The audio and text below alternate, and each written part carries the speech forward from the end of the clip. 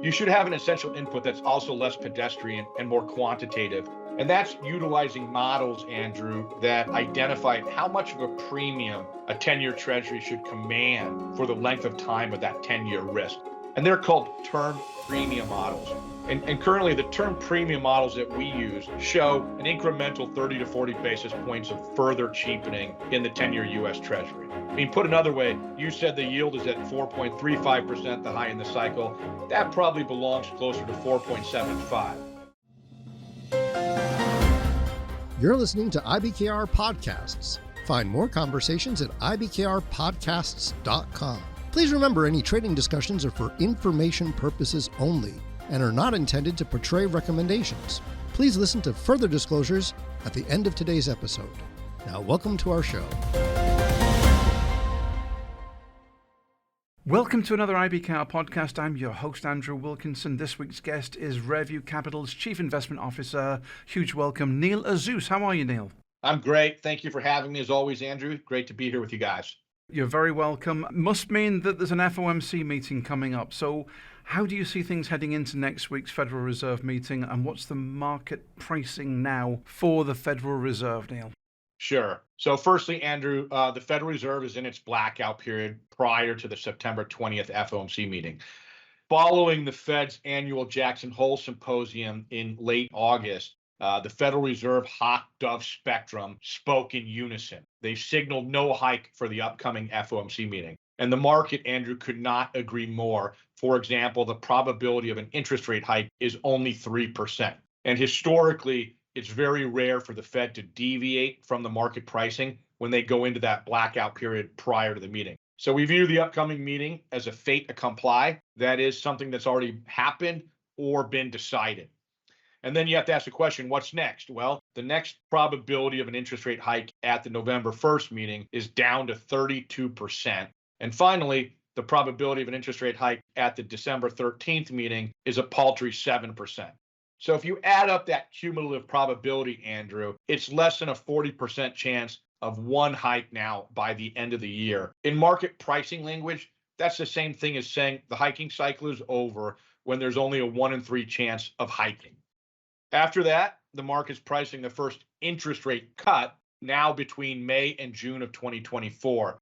And as a reminder, historically, the Fed has cut an interest rate 6.5 months after the last hike.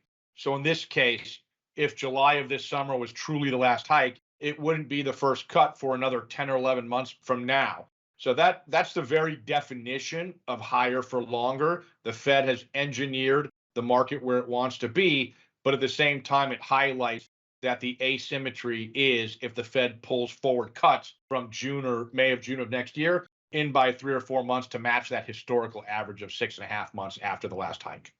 So basically, they may not. I think that sums up very well that everybody believes that the top of the hiking cycle is somewhere near in sight.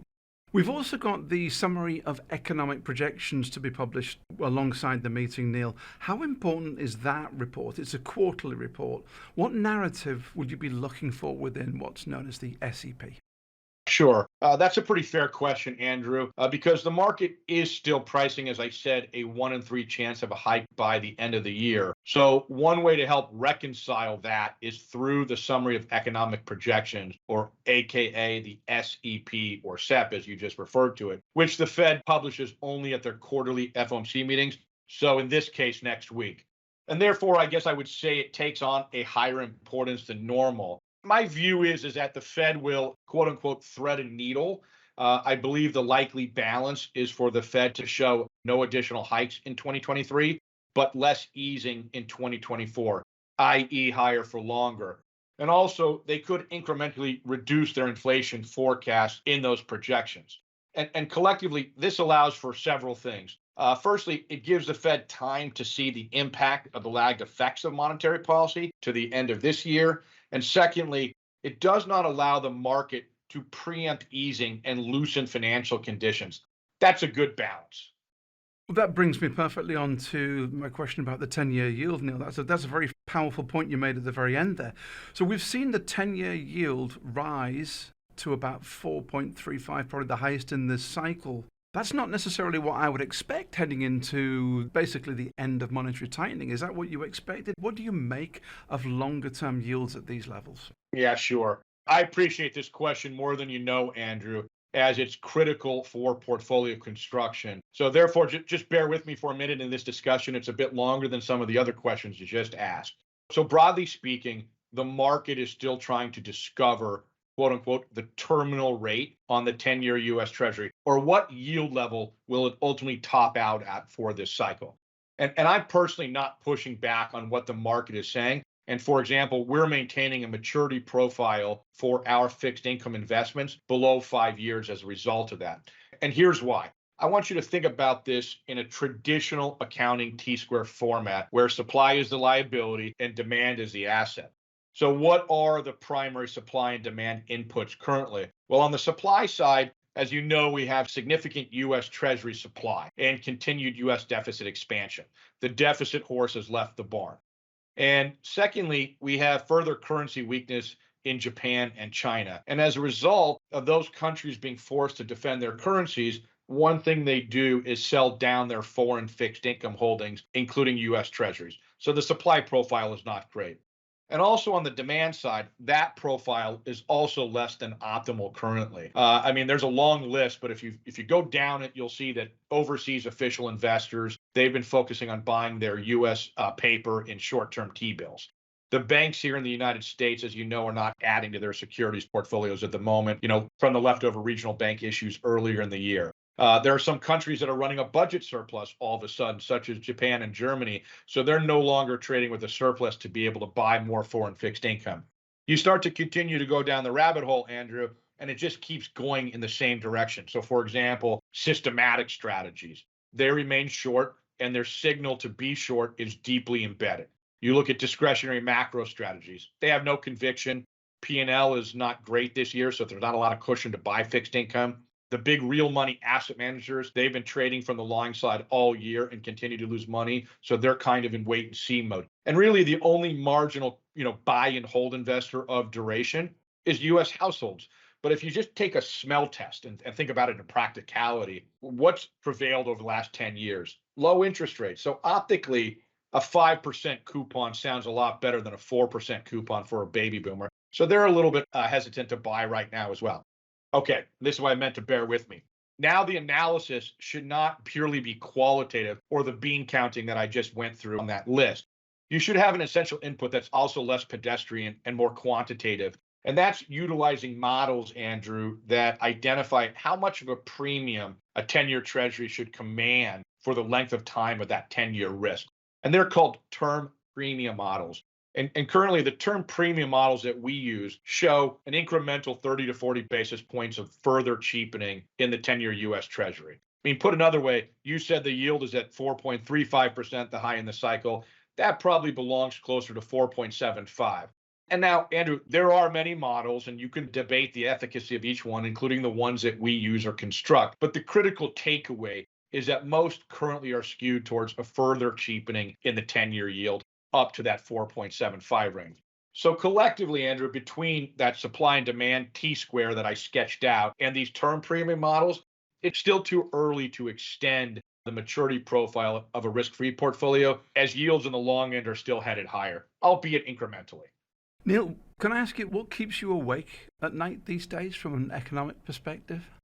There's not one data point or segment of economics that keep me awake at night, Andrew. However, like most other citizens of this land right now, I'm concerned that the deficit horse has left the barn and it's never coming back. And it doesn't really matter whether a Democrat or a Republican is in charge. They're just going to spend, and they're going to spend big. And the worst part, Andrew, about that risk profile is that the Federal Reserve becomes less relevant in shaping policy and will be forced into a long-term defensive posture regarding defending interest rates. Meaning, when you combine the executive branch of the government with both bodies of Congress, we now have over 500 people with very little business or economic experience setting policy instead. The Fed not being able to solve for that, I think, will be a critical theme over the next decade or so. And it might put us in this rolling environment of having to defend inflation versus interest rates, every 2 to 4 years.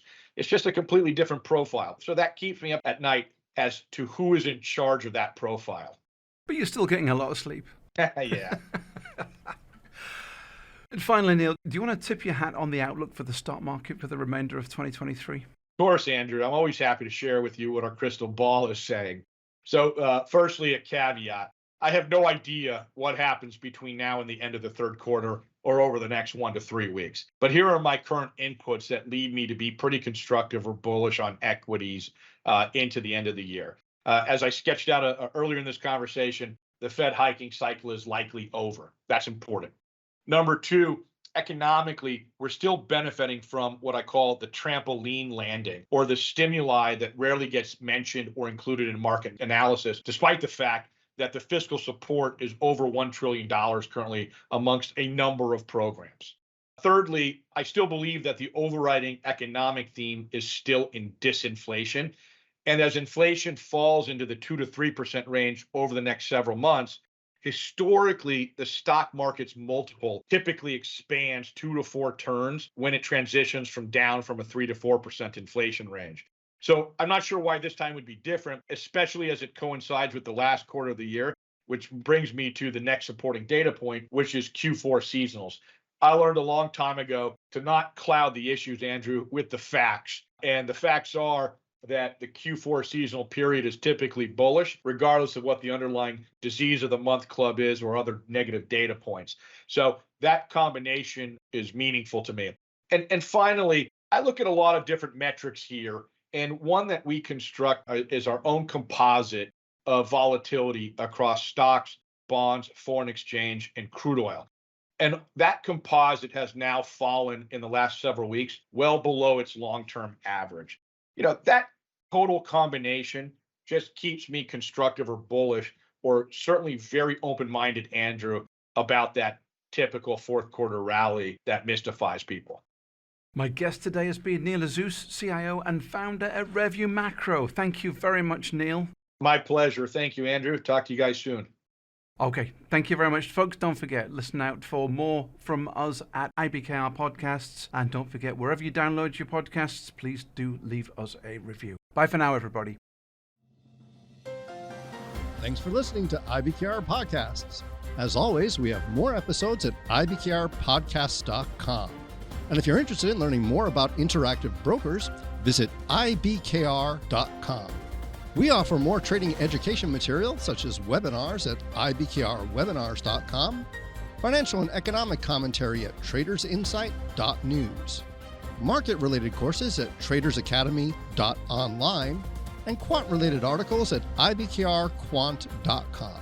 The analysis in this material is provided for information only and is not and should not be construed as an offer to sell or the solicitation of an offer to buy any security. To the extent that this material discusses general market activity, industry or sector trends, or other broad-based economic or political conditions, it should not be construed as research or investment advice. To the extent that it includes references to specific securities, commodities, currencies, or other instruments, those references do not constitute a recommendation by IBKR to buy, sell, or hold such investments. The material does not and is not intended to take into account the particular financial conditions, investment objectives, or requirements of individual customers. Before acting on this material, you should consider whether it is suitable for your particular circumstances and, as necessary, seek professional advice. Futures are not suitable for all investors. The amount you may lose may be greater than your initial investment. Before trading futures, please read the CFTC risk disclosure. A copy and additional information are available at ibkr.com. There's a substantial risk of loss in foreign exchange trading. The settlement date of foreign exchange trades can vary due to time zone differences and bank holidays. The interest rate on borrowed funds must be considered when computing the cost of trades across multiple markets.